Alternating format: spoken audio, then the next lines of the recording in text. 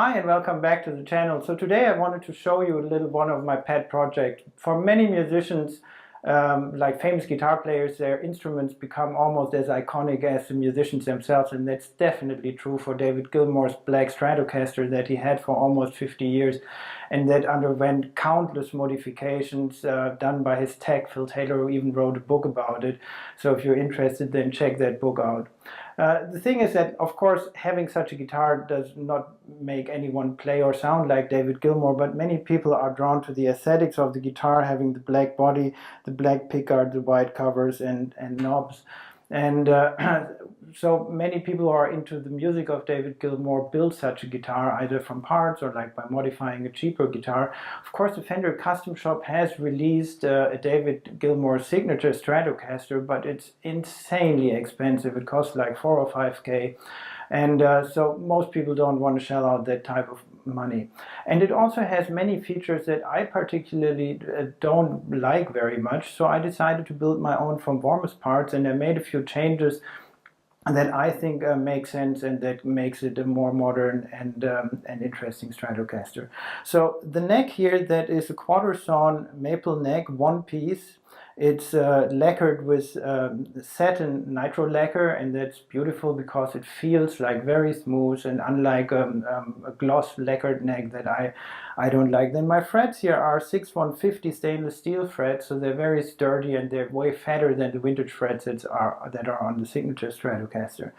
Then the signature Stratocaster has a 7¼ inch radius, and I absolutely hate that. And so the Warmoth here has a 10-16 compound neck, meaning it gets flatter as you play up there, and so it's a real pleasure to play.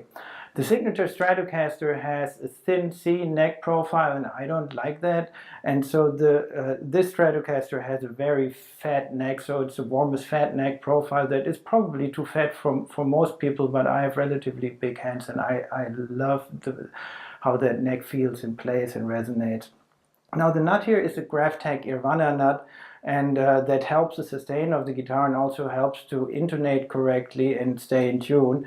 I also hate vintage tuners that are on the signature model, and these are go-to tuners that are very light and very precise, and so that these are a pleasure to work with. The body here is a specially light alder body from Warmoth, and that you can buy for really not much money if you go with their screaming deals. And then the electronics here, that is a pre-wired pickguard from Overdrive Custom Works, who makes absolutely impeccable replicas of the David Gilmour Stratocaster. The pickups here are the exact same as in the signature model, so it's a Fat 50 in the neck, a Custom Shop 69 in the middle, and a Duncan SSL 5 in the bridge, and I think they sound glorious. And the only special thing is that little switch here that will engage the neck pickup no matter where the 5-way switch is, so that turns the Stratocaster from 5 to 7 sounds. The other slight change is the shorter vibrato arm, because that helps with the playing, so you can, if you pick and hold the trem arm at the same time, so that is a very cool cool little move.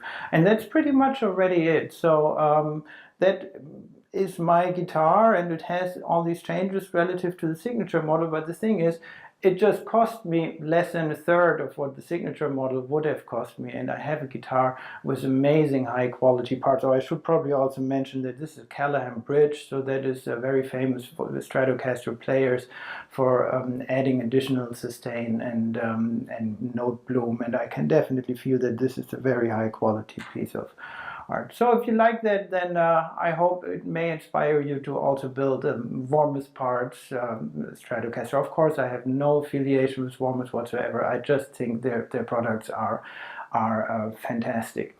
The one thing you need to know if you make a Warmoth guitar, you really should invest the money in paying a luthier to properly set up the guitar and also provide a fret dressing. It's usually necessary with these Warmoth guitar, and that turns the Warmoth guitar from good to wonderful. And so I hope you enjoyed that, and see you soon for another video. Bye.